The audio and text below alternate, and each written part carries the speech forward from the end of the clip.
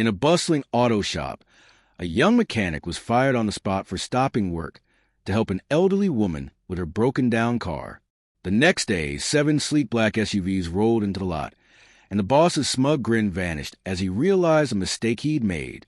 Etienne Du Bois, a 28-year-old mechanic, stood at his workbench in Moreau's Auto Repair, a busy garage on the outskirts of Marseille. His hands were stained with grease, his overalls worn from years of fixing engines, but his focus was sharp. He'd been with the shop for 5 years, known for his skill with diagnostics and his quiet reliability.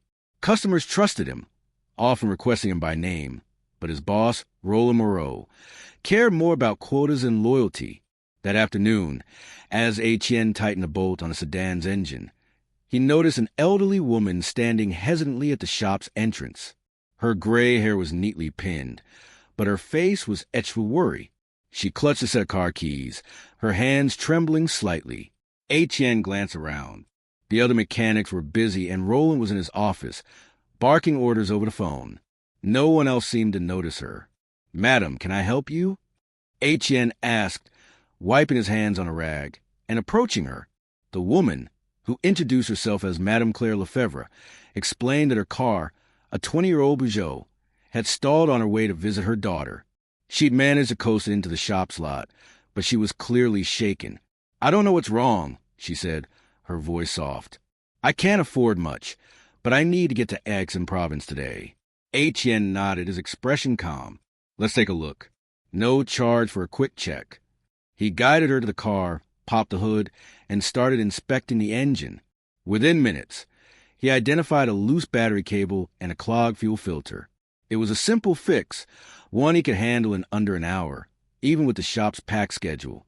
As he worked, Roland emerged from his office, his face red from his phone call. He spotted Etienne with Madame Lefebvre's car and stormed over. "Du Bois, what are you doing? You're supposed to be on the Renault, not wasting time on some junker." Etienne straightened, keeping his tone even. "This lady's car broke down. I'm just helping her out. It won't take long." Roland's eyes narrowed. "Helping her out? We're not a charity. You're costing me money, standing there. Get back to the paying jobs, or you're done here." Madame Lefebvre stepped forward, her voice trembling but firm. "Please, monsieur. He's only trying to help me. I'll pay what I can." Roland barely glanced at her. "Pay or not, I don't care. Du Bois, you're on thin ice. Finish this nonsense and get back to work, or pack your tools and go." Etienne's jaw tightened, but he didn't argue. He turned back to the Peugeot, tightening the battery cable and replacing the fuel filter from a spare he had in his toolbox. Madame Lefebvre watched, her gratitude evident in her eyes. "Thank you, young man," she said as he finished. "You've been so kind." Etienne smiled faintly. "Just doing my job, madam. Drive safe." He handed her the keys, refusing the small wad of euros she tried to press into his hand. "No need. It's on me." As Madame Lefebvre drove away, Roland was waiting. He crossed his arms, his voice low and venomous. "You think you can ignore me? You're done, Du Bois. Pack your stuff and get out. I don't need mechanics who waste my time." Etienne stared at him, disbelief mixing with anger. "You're firing me for helping someone?" "You're fired for not following orders," Roland snapped. "Out! Now!" Etienne didn't beg. He gathered his tools, his hands steady despite the knot in his stomach. The other mechanics avoided his gaze, their silence heavy. He'd been at the shop longer than most, but no one spoke up. As he walked out, the weight of the moment settled in. He was jobless, with rent due and no savings to fall back on. The next morning, Etienne sat at his small apartment table, scrolling job listings on his phone. He hadn't slept well, replaying the previous day's events. He'd always known Roland was harsh, but firing him for helping an elderly woman? It stung more than he expected. His phone buzzed with a text from a former co-worker. "You won't believe what's happening at the shop." Before he could respond, another message came through. "Get down here. Now." Curious and with nothing to lose, Etienne grabbed his jacket and drove back to Moreau's Auto Repair. As he pulled into the lot, his eyes widened. 7 black SUVs, their polished exteriors gleaming under morning sun, were lined up in front of the shop.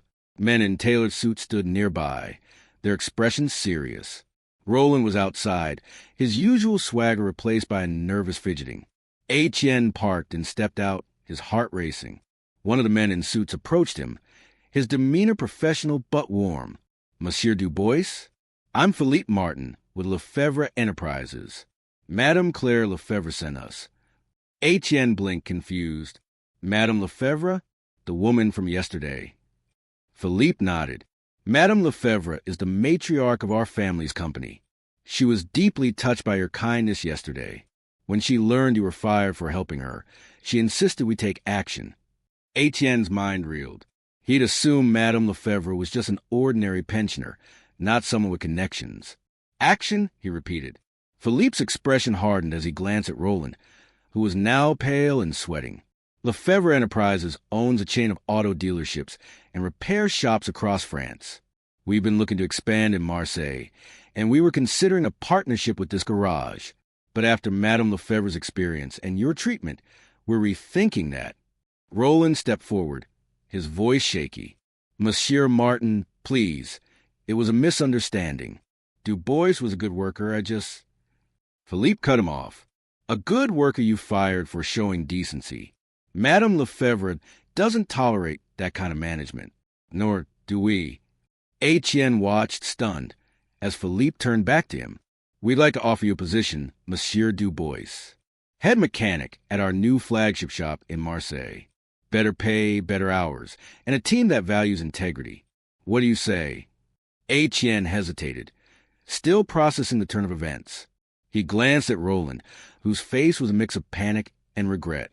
The other mechanics were watching now, their whispers spreading through the shop. Etienne felt a surge of vindication, but kept his voice steady. "I'd be honored, Monsieur Martin." "Thank you." Philippe smiled. "Excellent. We'll handle the details. As for you," he said, turning to Roland, "expect a call from our legal team. Madame Lefebvre doesn't take kindly to mistreatment, especially when it affects those she respects." As the SUVs pulled out of the lot, Etienne stood tall, his toolbox still in his truck. He didn't gloat, didn't need to. The look on Roland's face was enough. Word of the incident spread quickly, and within days, Moreau's auto repair lost several major clients. Etienne, meanwhile, started his new role, his reputation preceding him.